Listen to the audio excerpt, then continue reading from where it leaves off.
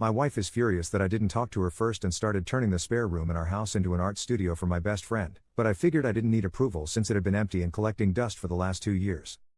My wife, Amy, 27F, and I, 27M, have a spare room in our home. We've gone back and forth since we moved in 2+ years ago about what we wanted to do with it, but we never took the initiative to actually implement any of these plans.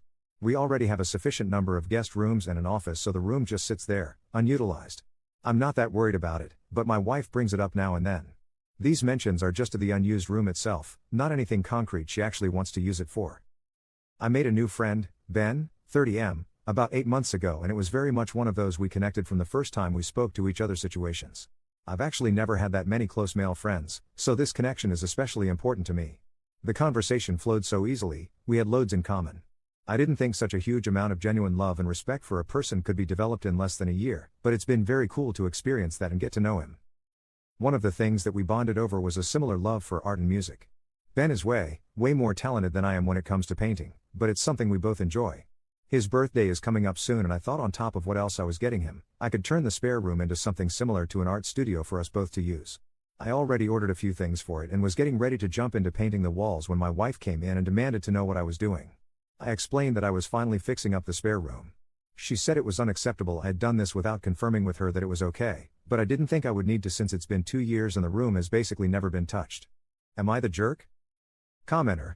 Look, I'm just going to throw it out there because I'm pretty sure I'm not the only one thinking it. The way you talk about this relationship with Ben versus your wife makes it sound like he's more than just a friend.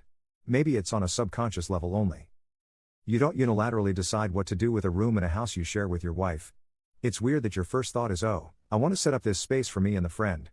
It's weird that you view this as some kind of gift to the friend, on top of whatever else you've gotten him. It's weird you want to give a key to the house you share with your wife to the friend without asking her. Update.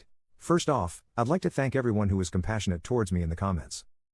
Ben and I sat down and talked on Tuesday night about everything.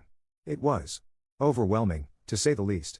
He was gentle and sweet, as always, and allowed me the time and space to say everything I needed to. That night was one of the most beautiful of my life. Acceptance, love, and trust are truly so powerful. Life-changing. Amy and I had a conversation about the spare room last night. I had been putting it off since my post a few days ago and was hoping to wait until the weekend to talk about it all, but she insisted. I did as a lot of comments suggested and used the renovation as a lead-in to talk about the other things going on. I told her that her reaction to it brought up a lot of confusing emotions for me that I've spent the last few days working through, and things continued from there.